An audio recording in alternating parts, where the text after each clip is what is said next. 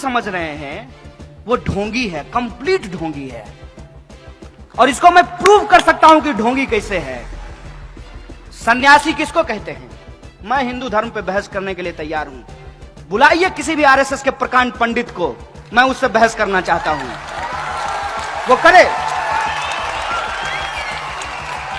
वो करे हमसे हिंदुइज्म की बहस। किस पे बहस करना चाहता है? रामचरितमानस पे, गीता पे, किस पे बहस करना चाहता है? सन्यासी किसको कहते हैं?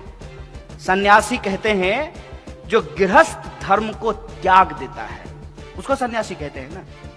वो सांसारिक सुख को त्याग देता है, उसको योगी कहते हैं। भगवान राम अपने सौतेले भाई के लिए, पिता के वचन के लिए, सौतेली मां के लिए अयोध्या का राजपाट छोड़ करके कहां चले गए? जंगल। योगी जी का ओरिजिनल घर जानते हैं कहां है? उत्तराखंड। उत्तराखंड जो है वहां जंगल है, तो ये जंगल और पहाड़ से कहां आ गए? लखनऊ। इसको समझिए आप कि हर पीला चीज सोना नहीं होता और हर भगवा पहना इंसान संत नहीं होता है। दंगाई हैं ये लोग, दंगाई हैं। और इनके विचार आप सुनिए। ये जो ढोंगी हैं, इन्होंने एक सेना बनाई। अब देखिए हिंदू धर्म को कितना बदनाम कर रहे हैं। हिंदू युवा वाहिनी, ये हमारे धर्म का अपमान है। हमारे धर्म में तमाम तरह की व्यवस्था अपने आप की गई है। सबसे पहला बात, अरे जो जैसा करेगा वैसा भरेगा, यह मूल बात है। तो कोई अगर अत्याचारी है, पापी है, उसका सजा भगवान देंगे। तुमको टेंडर कब मिला बे? कब बोले राम जी? बताओ हमको, कौन सा तुमको फैक्स आया है कि हमको बड़ा तकलीफ हो रहा है, हमारा घर बना दो? तुम राम का घर बनाओगे? है? अपना उपाय नहीं, अपनी कुर्सी के लिए, अपनी राजनीति चमकाने के लिए, अपने गली चौक चौराहों पे बाह फैला के घूमने के लिए तुम हमारे भगवा रंग का बदनाम कर रहे हो। तुम हमारे राम का अपमान कर रहे हो। क्या होता है भगवा रंग? भगवा रंग इस देश में वीरता का प्रतीक है, कायरता का प्रतीक नहीं है। भगवा रंग इस देश में लोगों को बचाने का प्रतीक है, लोगों को मारने का प्रतीक नहीं है। भगवा रंग इस देश में साहू जी महाराज का रंग है, छत्रपति शिवाजी महाराज का रंग है, तुकाराम का, संत तुकाराम का रंग है। और तो और यहां कुछ बौद्ध भिक्षु बैठे हुए हैं। बौद्ध भिक्षुओं का चीवर का रंग भगवा होता है, जो शांति और अहिंसा की बात करते हैं। किसको बेवकूफ बना रहे हो? राम के नाम पर अपनी कुर्सी और अपना दुकान चला रहे हो। एक बात हमको बताइए, ये रामचरितमानस की बात करते हैं। मैं रामचरितमानस पढ़ा हूं। रामचरितमानस में 1 दर्जन से ज्यादा शब्द उर्दू के हैं। गरीब नवाज शब्द रामचरितमानस में लिखा हुआ है। और उर्दू जो है वो हिंदुस्तान की भाषा है, वो अरब की भाषा नहीं है। हिंदुस्तान में ही उर्दू बोली जाती है। रामचरितमानस जो है उसमें एक पंक्ति लिखी हुई है तुलसीदास की। हालांकि तुलसीदास ने कुछ गलत बात भी लिखा है, जिसका हम खुले तौर पे जो है समर्थन नहीं करते हैं, विरोध करते हैं उसका। रामचरितमानस में लिखा है, रावण रथी विरथी रघुवीरा।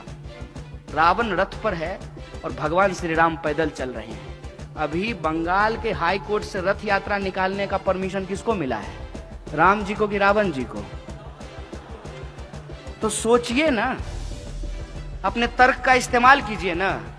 और मैं गलत हूं तो मुझे बताइए, मैं अपने आप को ठीक कर लूंगा। मैं प्रधानमंत्री थोड़ी हूं कि कुछ बोलने के चलते आपको जेल में डलवा दूंगा। आपको सुन करके आश्चर्य होगा, मोदी जी एक बार एक राज्य के दौरे पे गए। एक डीएम जो है वो चश्मा लगा करके उनके सामने खड़ा था। भूल गए होंगे आप लोग। अरे रोज नई नई घटना घटती है, कितना याद रखेंगे। चश्मा लगा करके खड़ा था छत्तीसगढ़ में। उस डीएम को सस्पेंड कर दिया गया। बिग बॉस के सामने तुम चश्मा लगा लोगे? अब आप सोच के देखिए। आप नौजवान हैं, आप यूपीएससी करना चाहते हैं, आप महाराष्ट्र पीसीएस का एग्जाम पास करना चाहते हैं, और ऐसा आदमी जो अभी तक अपना डिग्री नहीं दिखाया है, उसके सामने आप चश्मा लगा लें तो आपको नौकरी से निकाल दिया जाएगा। आप ऐसा भारत चाहते हैं? क्या हमने ऐसे भारत की कल्पना की थी? क्या लोगों ने 2014 में मोदी जी को इसी बात के लिए वोट दे दिया था? 2014 में मोदी जी को वोट विकास के लिए दिया गया, अच्छे दिन के लिए दिया गया, करप्शन पर कार्रवाई करने के लिए दिया गया, महंगाई को कम करने के लिए दिया गया, किसानों की आत्महत्या को रोकने के लिए दिया गया। कौन सा एक काम है जो सरकार ने किया हो और हम लोग उसको स्वीकार नहीं कर रहे हो? आप ही हमको बता दीजिए। क्या इस देश में किसानों की आत्महत्या रुक गई? और क्या किया गया किसानों के लिए? कोई स्टेप भी अगर लिया गया होता तो हम मान लिए होते। जो योजना को ये गला फाड़ फाड़ करके बताते हैं उज्ज्वला योजना, उसकी हकीकत क्या है? हकीकत यह है कि जो लोग गैस सिलेंडर लिए हैं उस योजना के तहत दोबारा उसको भरवा नहीं पा रहे हैं, उसका रिफिल नहीं करवा पा रहे हैं। 400 का सिलेंडर 1100 में मिलने लगेगा तो आप कहां से भरवाएंगे? आप हमको बता दीजिए। तो इस देश के कितने परिवार हैं जो 1100 का गैस सिलेंडर भरवा सकते हैं? और सामने से आदमी जिसको आप प्रधानमंत्री कहते हैं, वो सामने से झूठ बोल रहा है और आपको कह रहा है कि पकौड़ा बेचना रोजगार है। आप लिखिए, my views are not political, apolitical. ये सवाल समझ में नहीं आएगा। इनको एक मिनट के लिए छोड़िए। आप अपने दिल पे हाथ रख करके हमको बताइए कि आपका अच्छा दिन आ गया, तब आप कैसे कहते हैं कि मोदी जी बढ़िया आदमी है? और जब हम मोदी जी पे सवाल पूछते हैं तो कहते हैं कि मोदी जी का विरोध करने के अलावा आपके पास कोई काम नहीं है। हम बोले हम इतना निकम्मा हैं कि एक निकम्मा प्रधानमंत्री का विरोध करने का अपने आप को अपना काम समझे हम? ये हमारा काम नहीं है और ना मैं ये काम कर रहा हूं।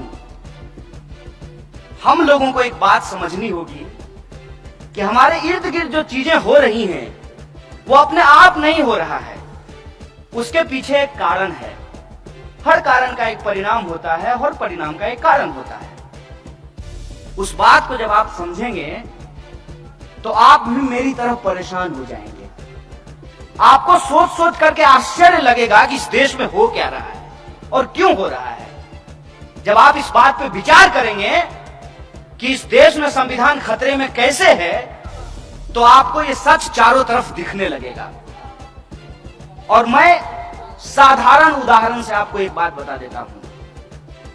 हाथ आगे करके जिस संविधान की प्रस्तावना को, उद्देशिका को आपने पढ़ा है, उसके शब्द पे आपने कभी गौर फरमाया है?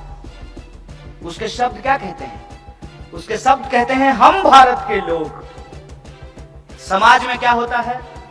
महार है, मातंग है, दलित है, ओबीसी है, धनगर है, मराठा है, ब्राह्मण है, चितपावन है, मैथिल है, बिहारी है, मराठी है। क्या होता है? उद्देशिका क्या कहती है? We the people of India, हम भारत के लोग। फिर भी आपको लगता है कि संविधान खतरे में नहीं है। वीडियो अगर अच्छी लगी तो प्लीज वीडियो को लाइक करें और अपनी राय कमेंट में जरूर दें। इसी के साथ गुड बाय।